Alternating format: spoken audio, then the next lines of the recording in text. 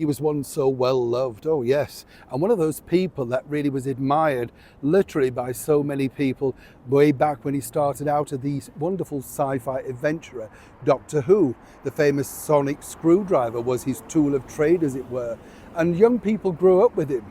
But now it looks like, well, as the saying goes, he's cancelled himself. As ever, let me explain. Hi, good to see you. Thank you so much for your time. Are you a Doctor Who fan? The latest series has absolutely bombed. Too woke, too boring, and not in tune with the core audience at all. Now, one man who played Doctor Who for a couple of seasons very successfully is this man, the Scottish actor David Tennant. Had a very successful career, popped up in all manner of different things really since that. Makes a lot of money also via conventions and people wanting to attend things. That is the power of Doctor Who. It's one of those things that people just like, you know, and I've been lucky enough to meet many of the doctors and interview them over the years. Not a huge Doctor Who fan, but I appreciate exactly why it's popular, you know, you have to. Now, at the recent awards in London, he got up on stage. Oh dear. Now, I don't know if he'd had too much sherry in the trifle, but things turned very nasty very quickly.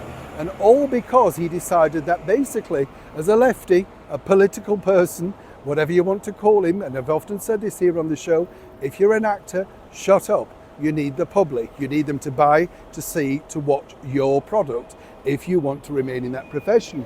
Now, he got up and basically attacked a government minister, Kemi Badenoch, who's very popular over here and part of the government under the British Prime Minister Rishi Sunak.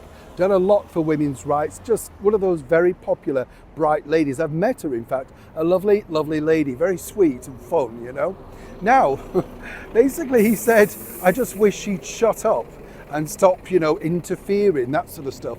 Definitely getting the PC brigade up in arms. Now, I think he thought this was going to go in his favour.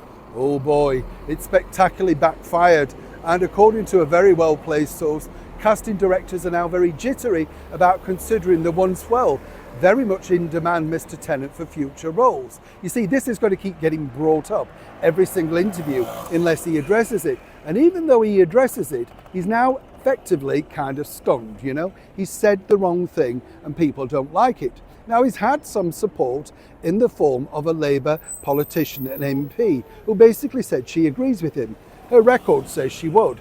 She's a desperate wannabe herself, making her own MP's sort of video in song to try and get re-elected. Yeah, you couldn't make these people up, could you? They're absolutely nuts. As I said, I met David Tennant myself. He was affable to me, polite and very much switched on at the time.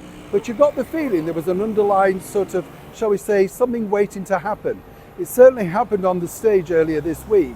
But now it looks like he could be joining Doctor Who in the TARDIS and spinning off into the universe, never to be seen again. Would you be sorry? Neil Sean in the very heart of London.